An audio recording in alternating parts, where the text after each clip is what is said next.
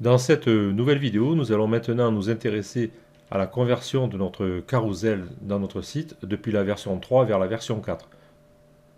Je vous rappelle qu'à l'heure actuelle, notre carrousel est complètement planté, plus rien ne marche et nous allons remédier à cela afin d'obtenir le résultat que nous avions au départ, à savoir ceci. Voilà, donc je reviens au niveau du code. On va se rappeler que ce slider est sur la page d'accueil. Il est donc contenu dans le fichier frontpage.php puisque c'est le template de WordPress que nous utilisons pour la page d'accueil. Ici, nous voyons que nous faisons appel à un fichier à part, un template, que nous avons mis dans un autre fichier afin de stocker les éléments du slider. Donc je vais ouvrir ce fichier qui s'appelle slider-home.php ici et je vois le code utilisé pour fabriquer le slider. Je retourne sur le site de Bootstrap 4. Je vais cliquer sur documentation et je vais taper ici carousel. Je vais arriver sur la page qui contient tous les carousels et je vais ici sélectionner celui dont j'ai besoin, c'est-à-dire celui qui a les indicateurs. Alors en fait, le code est ici, là, voilà. Celui qui a les indicateurs ici suivant précédent et qui a les boutons de contrôle en bas. Donc le code est ici. Je vais copier ce code et je vais faire comme tout à l'heure, je vais le coller dans une page à part pour pouvoir le comparer avec le code que j'ai déjà créé avec la version 3. Donc je copie ce code et je le colle, mais moi c'est déjà fait, donc je vais retourner dans l'éditeur de code et ici je vais aller dans ce fichier et donc j'ai copié ici le code correspondant au carrousel standard de la version 4. Et en dessous, j'ai copié le code qui correspondait ici dans mon fichier slider-home.php, le code qui correspondait au slider, c'est-à-dire le code qui est ici, voilà, tout ce code-là. Et nous allons voir en le comparant qu'en fait il y a assez peu de choses à changer. Cela va être beaucoup plus simple que ce qui concernait tout à l'heure les menus. Donc je reviens sur mon fichier de travail ici et je vais comparer les deux versions. Alors d'abord je m'aperçois que au niveau des images, des éléments qui contiennent les images ici, la classe a changé de nom. Maintenant elle s'appelle carousel-item alors qu'avant elle s'appelait item ici. Nous avions la classe item et alors le code PHP qui est à côté, c'est simplement pour rajouter la classe active quand il y a besoin, mais la classe de l'élément c'est item. Donc première chose à faire ici dans notre fichier slider home, c'est de remplacer la classe item ici par carousel item. J'enregistre, je reviens sur le fichier de travail. Ensuite, nous allons nous apercevoir que au niveau des éléments de contrôle ici en bas, ils sont en bas dans le code, mais ils apparaissent au niveau de l'affichage ici. Là. Ces boutons-là, ils ont changé de classe aussi. Maintenant, nous avons les classes Carousel Control Prev pour celui de gauche et Carousel Control Next pour celui de droite. Alors qu'avant, nous avions une simple classe Carousel Control plus une classe Left ou Right. Donc je vais prendre ici Carousel Control Prev, je le copie.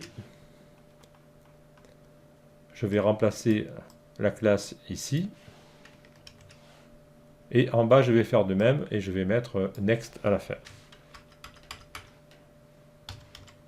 Voilà, comme ceci. Donc ça, c'était la première étape. Je m'aperçois aussi que au niveau des images, ils utilisent la classe dblock et w100. Ça, ce sont les nouvelles classes de positionnement et de taille de Bootstrap 4. Je vais vous montrer ici en revenant sur le site, c'est dans la partie sizing. Nous avons la possibilité maintenant de rajouter avec le préfixe W et une certaine taille. Nous pouvons forcer la taille de nos éléments dans Bootstrap version 4. Et ensuite, on a aussi la même chose concernant le display. C'est ce qui se passe ici avec des blocs. Ça veut dire que notre image contenue dans l'élément du carrousel aura un display égal à bloc et une largeur égale à 100.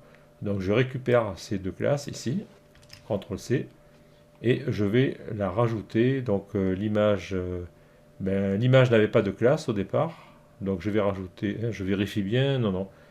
Donc il faut rajouter cette classe, donc classe égale, et je colle ce que je viens de copier.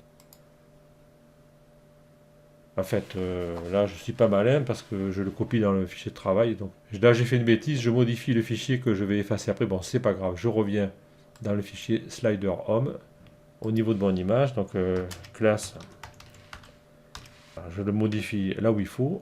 Et je vais revenir ici, rechercher, alors toujours dans la source de la version 4, carousel control prev, donc CTRL C.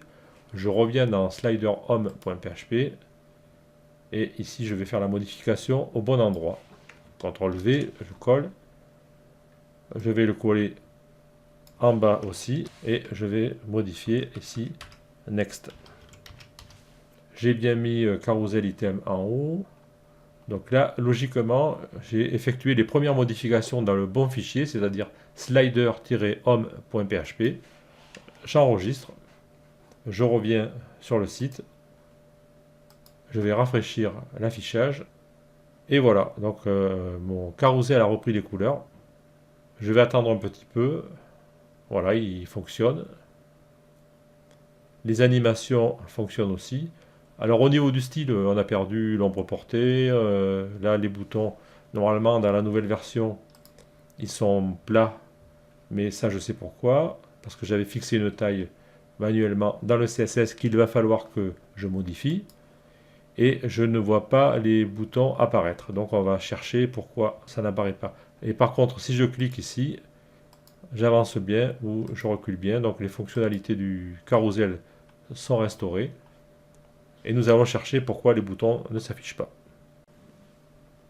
Alors la première chose à faire, c'est de revenir dans le code, vérifier si nous n'avons rien oublié. Donc je reviens dans le fichier temporaire ici que j'avais créé pour construire mon nouveau carrousel.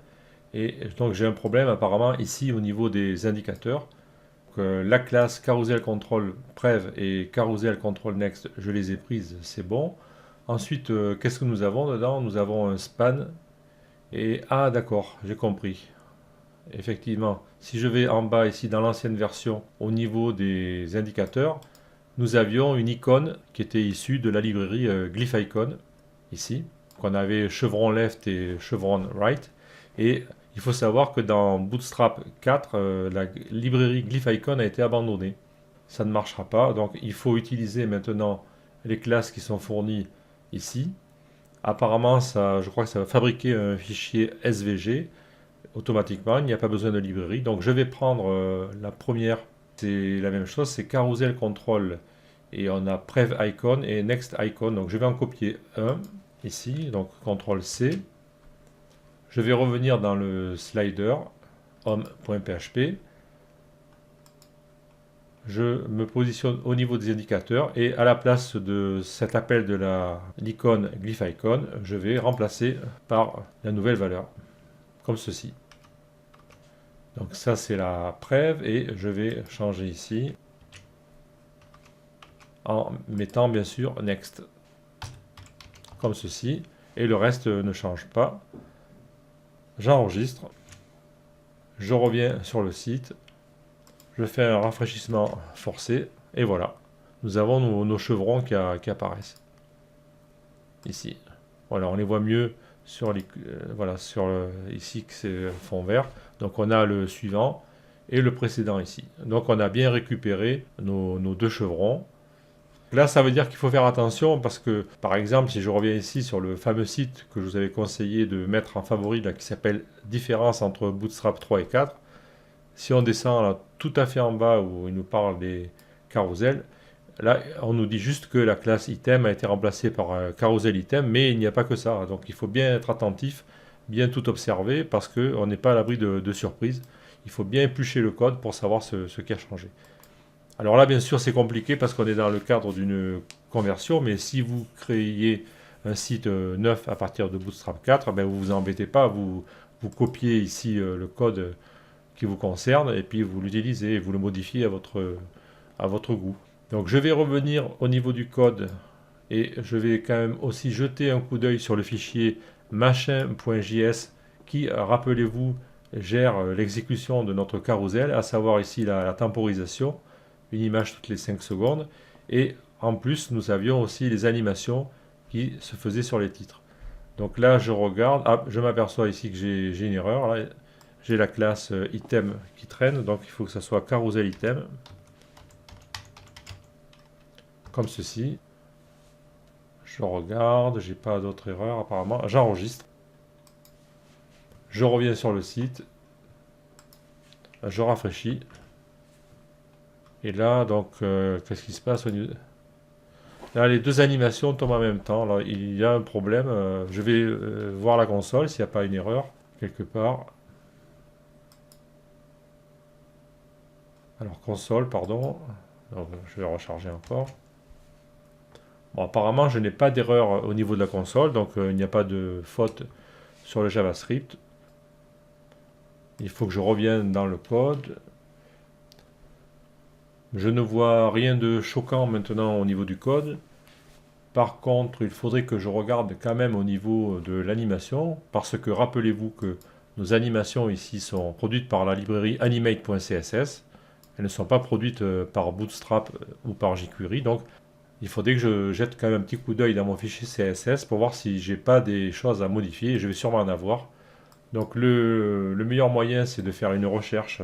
Donc CTRL F, je vais chercher .item. Et voilà, bon, mais là c'est la foire, il y en a plein. Effectivement, j'ai plein de classes item à transformer en carousel item, puisque j'ai modifié mon carousel. Donc je vérifie que tout ce que j'ai sélectionné, j'en ai 6 en tout, je vois en bas. Donc les 6 elles sont là, donc je peux me positionner, je vais les modifier comme ça. Carousel item, ça ira plus vite que de vouloir faire des choses compliquées. Donc je vais copier ça, CTRL C. Donc là je remplace toutes les classes item par carousel item au niveau de mon fichier CSS, puisque bien sûr ces classes ont changé au niveau de mon code HTML. Donc ça va de soi que si les classes ne se reconnaissent pas, forcément ça ne peut pas appliquer ici un delay de 0,4 secondes au niveau de l'animation. On ne le voyait pas forcément puisque la classe n'était pas bonne. Donc je vérifie tout ça, c'est bon. J'enregistre. Je reviens au niveau du site. Je fais un CTRL F5 pour recharger de force. Et voilà. Maintenant, mes animations arrivent en décalage. Et j'ai récupéré le fond au niveau du sous-titre. Par contre, je vais m'apercevoir ici, si je vais... Voilà, au niveau de celui-là, je n'ai plus l'ombre portée que j'avais avant. Et ça, je me suis aperçu que, en fait, c'était Bootstrap 3 qui l'a créé. Si je reviens pour vous le montrer sur l'ancien site ici, si je fais apparaître l'outil de débugage, et que je fais un clic droit sur le titre ici, et puis examiner l'élément, normalement, quelque part, alors je vais me positionner sur le H3 hein, ici, et je dois avoir... Voilà, un texte shadow ici, qui était donné par le carousel caption. Et apparemment, ce texte shadow a disparu dans la version 4. Alors, je peux le récupérer si je veux. Il suffit que je... Ah, qu'est-ce qui s'est passé là voilà, il suffit que je copie cette ligne. Ici, là, CTRL C.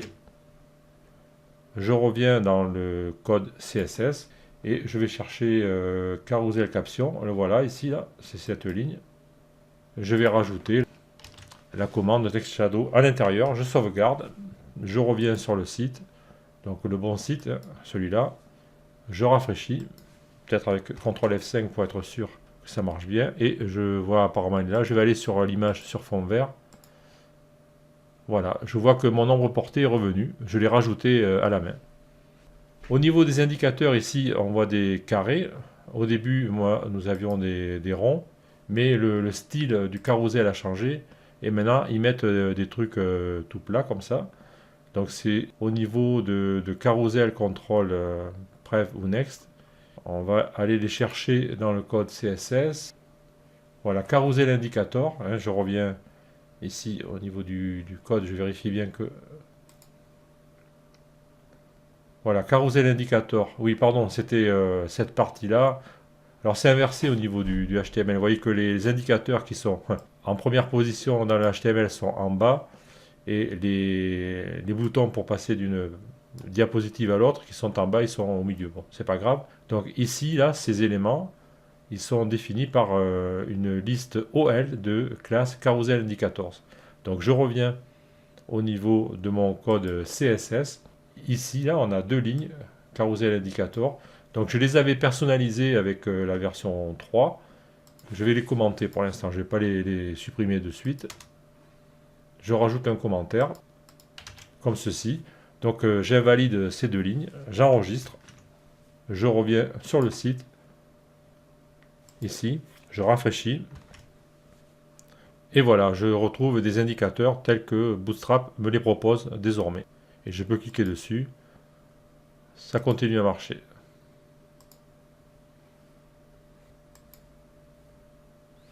Nous avons donc réussi à rétablir le carrousel tel qu'il était dans le site original en utilisant la version 4 de Bootstrap. Donc vous voyez que c'est pas quand même une opération ultra simple. Beaucoup de choses ont changé entre les deux versions de Bootstrap et c'est parfois assez compliqué de récupérer le résultat. Mais là, bon, on a un carrousel qui marche maintenant. Alors les polices ont légèrement changé, tout ça. On se rend compte hein, par l'image du titre, si je compare avec l'autre, ici. Bon, je vais sortir ça. Il semble que ça ne soit pas la même police. Alors ça, c'est du CSS après, hein, ça peut s'ajuster. Là, le carrousel, il marche, c'est quand même mieux que d'avoir toutes les images superposées. On a les indicateurs, on a les boutons, on a le titre et la légende qui s'affichent. Donc là, c'est quand même un truc qui marche. Alors, dernière chose à vérifier, bien sûr, c'est que au niveau du responsive, il faut que ça fonctionne aussi. Donc, je vais réactiver l'émulateur de responsive design et je vais réduire la taille. Donc, je vois que mon carousel, il s'adapte. Et ça, c'est parce qu'on a mis les attributs W100 de l'image. Donc, apparemment, dans ce cas, ça remplacerait la classe IMG Fluid. Voilà, donc, bon, bien sûr, dans une taille comme ceci, il faudrait peut-être introduire une media query et ajuster à la taille de la police. Mais bon, ça, c'est du détail, c'est de la finition. Là, on va se contenter de ça pour l'instant au niveau du carrousel. Et donc, dans la prochaine vidéo, on va continuer. On va ici remplacer, avant, nous avions des panels. On va les remplacer par des cartes, etc. Et je pense qu'on aura quand même fait plus ou moins le tour. On va voir. Je regarde mes fiches. Oui, on aura quelques bricoles à corriger. Donc on se retrouve... Ah oui, on va avoir le footer aussi adapté. Donc on va faire tout ça dans une vidéo suivante. Donc je vous dis à tout de suite pour la suite.